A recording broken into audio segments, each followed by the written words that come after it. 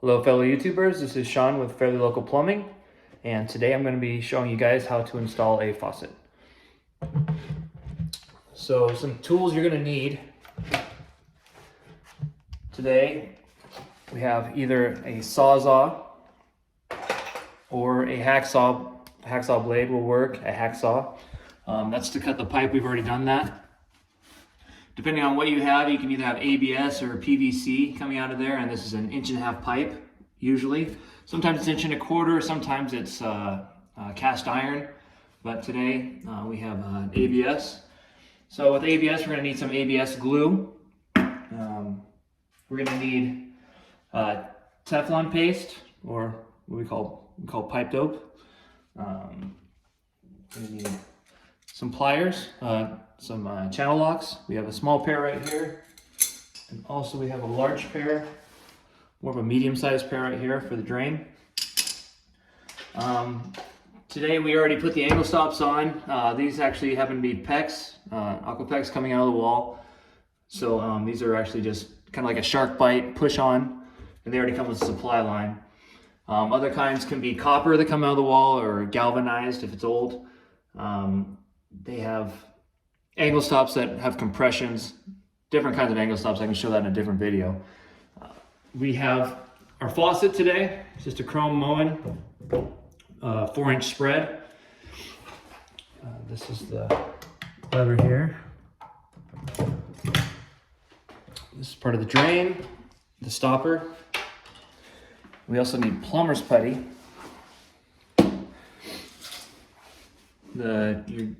Your faucet will come with a kit, a drain kit. It's this part right here.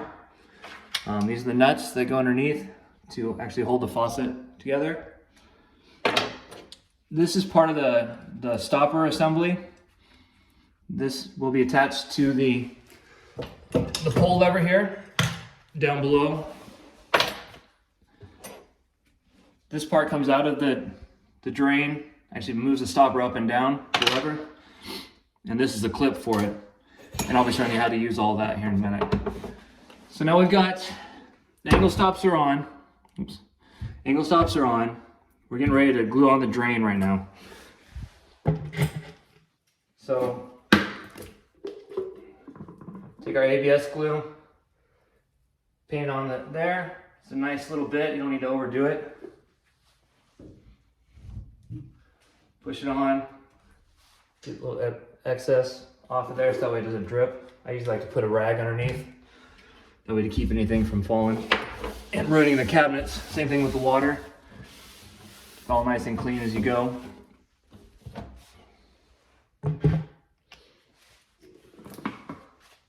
So now the next thing we're going to do is make sure our faucet's straight. Come over here and visually look at it.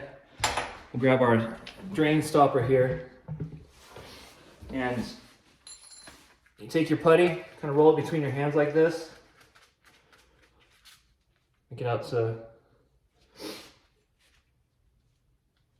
then just wrap it around the pipe and firmly press on it, keep it from going anywhere. I'm gonna set that up here for the moment. Next thing we're gonna do is we're gonna take Teflon paste. It's basically a lubricant, but it also helps to seal it. So anywhere there's threads, we like to add a little bit on there. It doesn't take a lot. It spreads around really well when you go to screw everything in.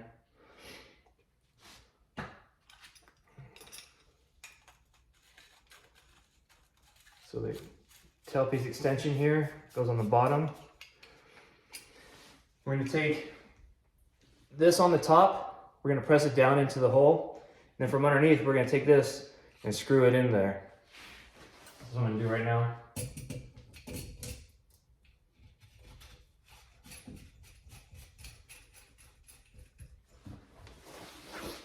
We want to make sure that this, so where the stopper is going, we want to have it pointing towards the back to where the lever is coming from.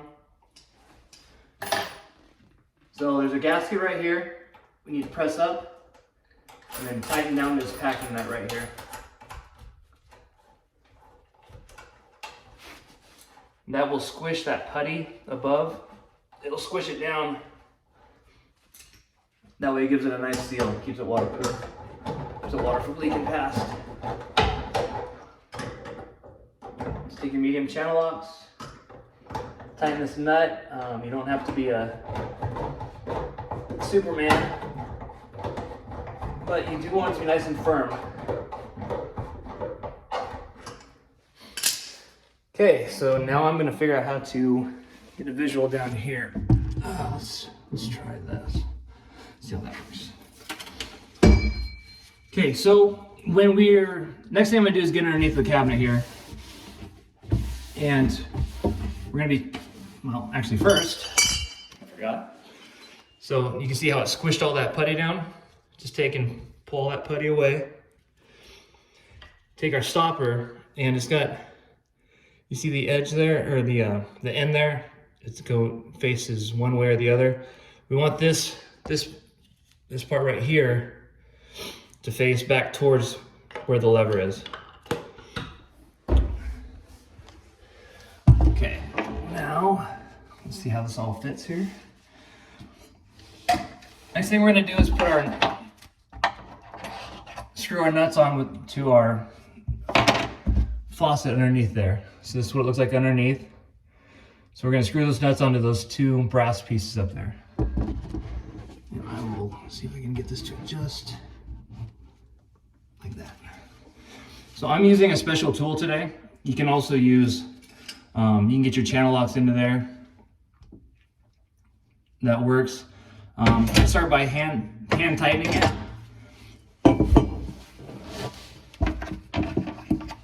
And then tightening it the rest of the way with the tool.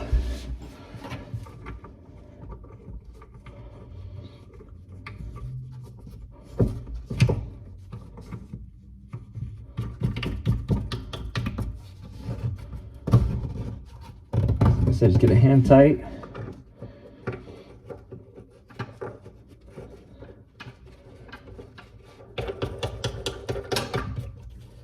Now we've got it hand tight, we're gonna go up there and visually check it again to make sure it's still straight, because sometimes it can get jiggled around. So looking to make sure it's still straight. Looks pretty good. All right. Now I'm gonna take my special tool, which you can buy at Home Depot or a supply house, any kind of plumbing supply house, maybe Ferguson or Farnsworth. Tighten. All right, that part's done. Now we're going to take our supply lines, we're going to screw those up onto the hot and cold sides.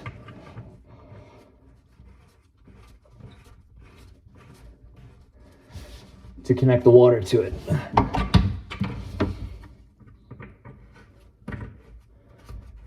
And be careful not to cross thread. These plastic ends are very easy to do, very easy to cross thread. All right. Next, we want to make sure that this is straight back to where that stopper goes. So, as you can see, here's where the handle's coming down. Our stopper is going to go into this spot right here. So we're going to unscrew this. And inside there, I don't know if you can tell, but there's a little gasket in there. I want to make sure that that's in there. That'll keep it sealed. So right now we have it faced towards the back, the stopper. We're going to slide this into position. I don't know if you can see underneath of there. We're going to slide it into position, and then you can slide it up and down and see if you can see that stopper moving up and down and make sure you're in the right spot. We take our nut we took off, put it back on. Hand tighten it. You can also take your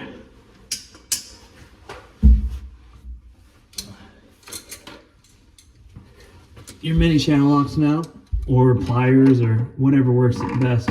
Just make it snug. I want this to move freely, but still be snug so that way it doesn't leak. All right, next we're going to put on our assembly from the lever to the stopper. So, I don't know if you can see right there, that little hole, your lever's going to slide through there, onto there. And we have a little clip here that keeps this stopper on. So I like to move mine up straight put the little clip through. There's 2 holes here. There's 2 holes, one on each side. Put it through one end. Find about where it's a decent adjustment. This right now, this one is about 3 holes down. That way, when you go and open it up, this part up here. Sorry, I can't see. Okay.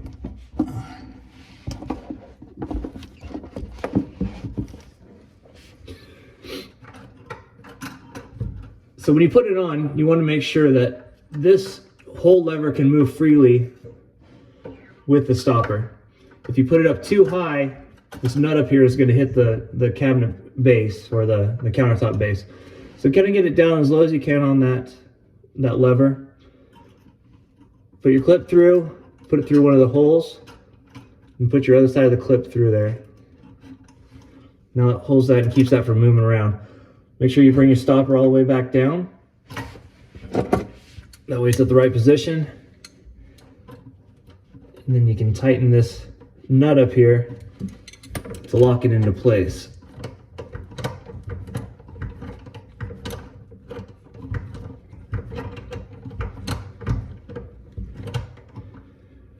All right.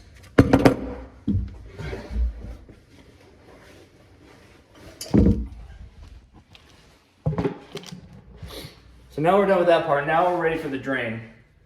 So I like to have my rag out here just to keep everything protected. So what we have here is, it's called a P-trap. So your P-trap is made to keep a bit of water right here that breaks that seal between the drain and your sewer. So the sewer gas wants to come up through here and wants to come up out. If we didn't have this seal right here, that gas could move freely. So this keeps the smell out of your house. So you have your P-trap. This end, so here, I'll start over. So it's gonna come in a bunch of different pieces, okay? Depending on what kind of P-trap you get. This one actually has an extra gasket on here, which is kind of nice. It's rubberized, that way it keeps it from leaking. So you come with these different nuts here. So the P-trap is going to be screwed together like this. So what you want your nut to do is, see the threads there, you want it to point that way, so that way you can screw onto that bottom piece there. This end is going to be screwing into the wall. So you want the nuts, the threads to face towards the wall. Then we have a washer here. Now, it has, I don't know if you can tell, it has kind of a bevel to it. You want the smaller part to be facing whichever way you're trying to seal. That way it fits in with, like for example, you see on here, it also has a bevel to it. It fits in right in smoothly. If it was flipped around, it wouldn't fit as well. So we take this, bring it over to the wall, slide it in. That's what we just glued on. Give it a quick couple turns. So there's different kinds of gaskets. There's these thinner kind that go over the tube, and then there's a reducer or a bushing gasket. So it's a little bit thicker. We're gonna put, that'll be used for this. This size right here is 1.25 inches, and the tubular size is 1.5 inches. We put our nut, we have the threads facing downwards, and then we have this reducer or bushing. We're gonna go from 1.25 inches to 1.5 inches. That makes up the distance between the two sizes. So next we're going to put our P-trap on, but we're short. So what we have, it's called a tailpiece extension. So this is a tailpiece. This is going to be a tailpiece extension. We're going to hold our P-trap up that high, and we're going to look and make up the distance with this tailpiece extension. So we're going to take it, mark it with our finger, and with either a hacksaw or sawzall or whatever, we're going to cut it. I'm just going to cut over this to keep the parts from getting, or the pieces of plastic get everywhere. Okay. They do have tubing cutters. that you can buy and cut it with that. You have a hacksaw blade or a hacksaw. Just know that if you use anything with like a hacksaw blade or anything with a jagged edge, you have to deburr it, which is get all those little pieces off of there. So now we've got our tailpiece extension cut. We're going to take our nut from the top of it, put it on the bottom, so it's going to be facing this way, so the threads are going to be facing down to what it wants to screw into. We're going to take our gasket, again, with the smaller end down, because it's going to be fitting into here. Put it together, screw it on. Now I usually don't use Teflon paste with my P-traps, but sometimes right at the weir, that's this bottom part right here, right at the weir, I'll put a little dab on there, just to give a little bit of extra sealant to make sure. So now we've got that all assembled and ready. Just slide it up there, move our pieces to where they fit.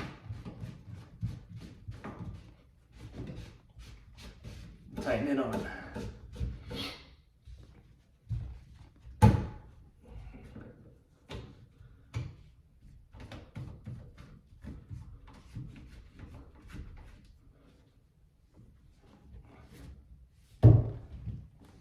You can use channel locks on this if you maybe need more strength. Just give it a little bit extra.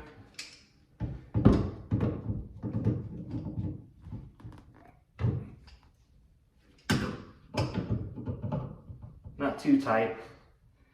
I don't need to break it.